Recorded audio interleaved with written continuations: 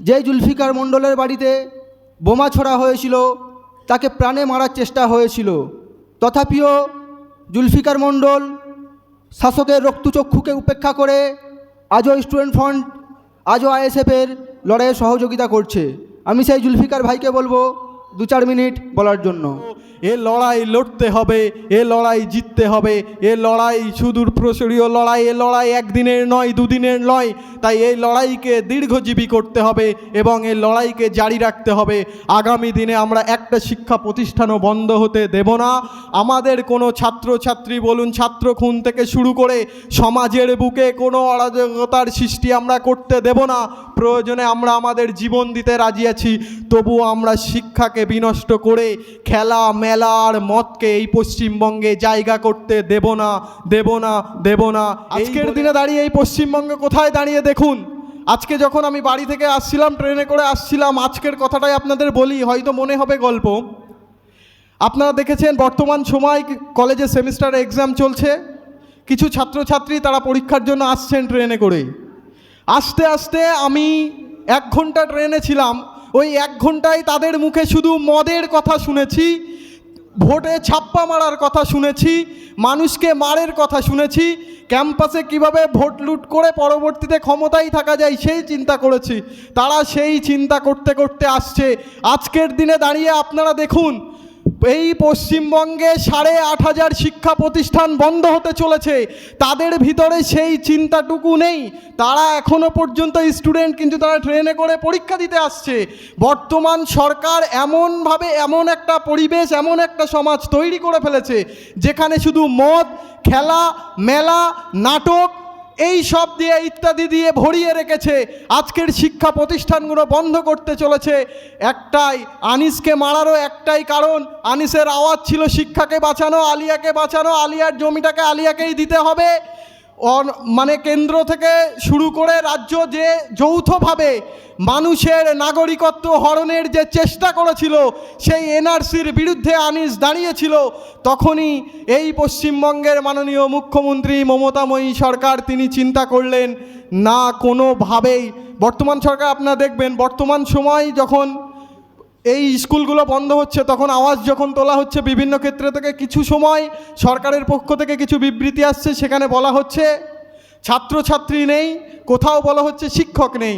আচ্ছা আপনারা বলুন, আমার পরবর্তী বক্তারাও বলবেন, হাওড়ার ডোমজুড়ের কথাও বলবেন, সব জায়গার কথা বলবেন। আজকের পশ্চিমবঙ্গে 8,500 শিক্ষা প্রতিষ্ঠান বন্ধ হতে চলেছে। সেই শিক্ষা প্রতিষ্ঠানগুলো যদি শিক্ষকের অভাবে বন্ধ হয়, তাহলে আমার সঙ্গে আপনারা চলুন গান্ধী মূর্তির পাদদেশে। এখনও যারা শিক্ষক হওয়ার যোগ্য তারা কিন্তু সেখানে বসে আছে। তাহলে আমার রাজ্যে শিক্ষকের অভাব নেই, মেধাবী ছাত্রছাত্রীর অভাব নেই। মেধাবী ছাত্রছাত্রীদেরকে খুন করা হয়, প্রতিবাদী ছাত্রছাত্রীদেরকে খুন করা হয়, যারা সমাজকে সচেতন করার চেষ্টা করে তাদেরকে খুন করা হয়। এই কারণেই যদি আজকের দিনে দাঁড়িয়ে শিক্ষা মানুষের দুয়ারে দুয়ারে থাকতো, যদি দুয়ারে সরকার না গিয়ে দুয়ারে শিক্ষাটাকে আমরা পৌঁছে দিতে পারতাম, তাহলে ওই ট্রেনে আস্তে আস্তে আমরা ওই মদের কাউন্টারের কথা শুনতে পেতাম না, কিভাবে ভোট লুট করতে হবে ওটা শুনতে পেতাম না।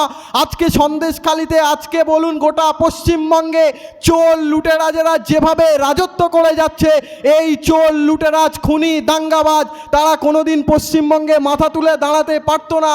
তাই আনিস বলেছিল শিক্ষাকে বাঁচাতে হবে এবং কর্মসংস্থানের ব্যবস্থা করতে হবে। 2009 সালে নন্দীগ্রামের একটা সভায় মাননীয় মুখ্যমন্ত্রী মমতা ব্যানার্জি তিনি বক্তব্য দিয়ে বলেছিলেন, আমরা যদি ক্ষমতায় আসি 6 মাসের ভিতরে আমরা শিল্প করে দেব, কর্মসংস্থানের ব্যবস্থা করে দেব, চাষিদের চাষে ফসলের ন্যায্য মূল্যের ব্যবস্থা করে দেব, 10,000 শিক্ষা প্রতিষ্ঠান করে দেব, বছরে এত বেকার যুবক চাকরি পাবে, তাদের কর্মসংস্থানের ব্যবস্থা করে দেব।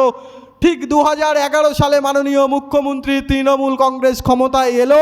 আজকে 2024 সালে দাঁড়িয়ে আপনারা দেখুন 10,000 শিক্ষা প্রতিষ্ঠান তৈরি হয়নি।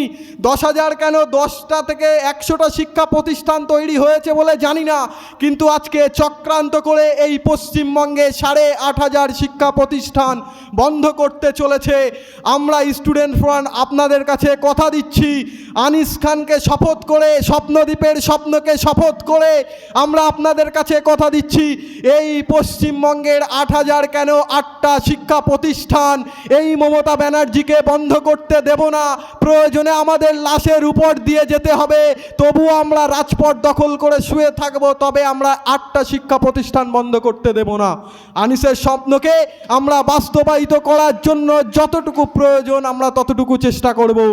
আপনাদের কাছে একটাই অনুরোধ, যে এখানে যে সকল স্টুডেন্ট ভাইরা আছেন তাদের কাছে একটাই অনুরোধ, আপনারা বিভিন্ন কলেজ ক্যাম্পাসগুলোতে যান, স্টুডেন্ট ফ্রন্টের সদস্য হন এবং আগামী দিনে আনিসের স্বপ্ন, স্বপ্নদ্বীপের স্বপ্ন, এভাবে হাজারো বেকার যুবকের স্বপ্ন, যারা উত্তরবঙ্গ থেকে কলকাতায় আসেন পড়াশুনো করতে এক বুক ভরা স্বপ্ন নিয়ে, যেন স্বপ্নদ্বীপের মতো সেই দ্বীপটা যেন নিভে না যায়, তার জন্য আপনাদেরকে রুখে দাঁড়াতে হবে, তার জন্য আন্দোলন করতে হবে। এবং সর্বপ্রথম একটা কথাই বলবো আপনাদের কাছে, সবার আগে আপনারা ভারতের সংবিধানটাকে পড়ুন এবং ভারতের সংবিধানটাকে আমরা আমাদের পরিবারকে পড়াই। আজকে দেখুন, আনিস যখন সজাগ হয়েছিল, সমাজকে বোঝাচ্ছিল, ঠিক তখন তার উপরে যেমন অত্যাচার হয়েছিল, আজকের দিনে দাঁড়িয়ে আপনারা দেখুন আমাদের একমাত্র বিধায়ক, আমাদের প্রাণপ্রিয় বিধায়ক পীরজাদা নওশাদ সিদ্দিকী, তিনি যখন মানুষকে সচেতন করছেন, বিধানসভার ভিতরের কিছু অজানা তথ্য যখন মানুষের কাছে প্রকাশ করছেন, যখন শিক্ষার কিছু কথা, মানুষের অধিকারের কথা জানাচ্ছে, দিকে দিকে তাকে আটকানো হচ্ছে, তাকে চক্রান্ত করে বিভিন্ন কেস দিয়ে ফাঁসানো হচ্ছে, কিন্তু তিনিও পিছিয়ে হননি। আমাদের প্রতিষ্ঠাতা আনিস খান, তিনি তার জীবনটাকে উৎসর্গ করে দিয়েছেন, তবু তিনি অন্যায়ের কাছে মাথা নত করেননি। তাই আজকের দিনে আপনাদের কাছেও একটা অনুরোধ করব, এ লড়াই লড়তে হবে, এ লড়াই জিততে হবে, এ লড়াই সুদূর প্রসারীয় লড়াই, এ লড়াই একদিনের নয়, দুদিনের নয়। তাই এই লড়াইকে দীর্ঘজীবী করতে হবে এবং এই লড়াইকে জারি রাখতে হবে। আগামী দিনে আমরা একটা শিক্ষা প্রতিষ্ঠানও বন্ধ হতে দেব না। আমাদের কোনো ছাত্রছাত্রী বলুন, ছাত্র খুন থেকে শুরু করে সমাজের বুকে কোনো অরাজকতার সৃষ্টি আমরা করতে দেব না। প্রয়োজনে আমরা আমাদের জীবন দিতে রাজি আছি, তবুও আমরা শিক্ষাকে বিনষ্ট করে খেলা মেলা আর মদকে এই পশ্চিমবঙ্গে জায়গা করতে দেব না, দেব না, দেব না। এই ঠিক 2 বছর আগে 18ই জানুয়ারি দিবাগত রাত্রে এই পশ্চিমবঙ্গ সরকারের কিছু প্রশাসন নামক সন্ত্রাস, তারা রাতের অন্ধকারে আমাদের সহযোদ্ধা, আমাদের বন্ধু আনিস খানকে রাতের অন্ধকারে ছাদ থেকে ফেলে কিভাবে হত্যা করেছিল।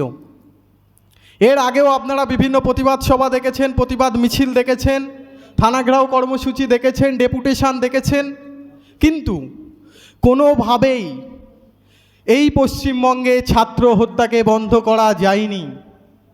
আপনারা দেখেছেন, অনেক প্রতিবাদ করেছেন, আমরা অনেক আওয়াজ তুলেছি, অনেক চিল্লেছি, অনেক বিচার চেয়েছি, কিন্তু এই পশ্চিমবঙ্গের চোরেদের রানীর কান পর্যন্ত কোনোভাবেই আওয়াজটা পৌঁছায়নি, কিন্তু পৌঁছেছে, কিন্তু সেটাকে তিনি কর্ণপাত করেননি।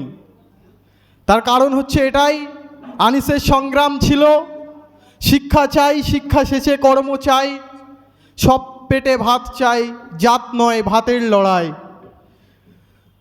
আজকের দিনে দাঁড়িয়ে এই পশ্চিমবঙ্গের মাননীয় মুখ্যমন্ত্রী মমতা ব্যানার্জির কানেও এই কথাটা পৌঁছেছেন বিভিন্ন প্রতিবাদ মিছিল থেকে, কিন্তু চোরেদের রানীর কাছে অত সময় কোথায়?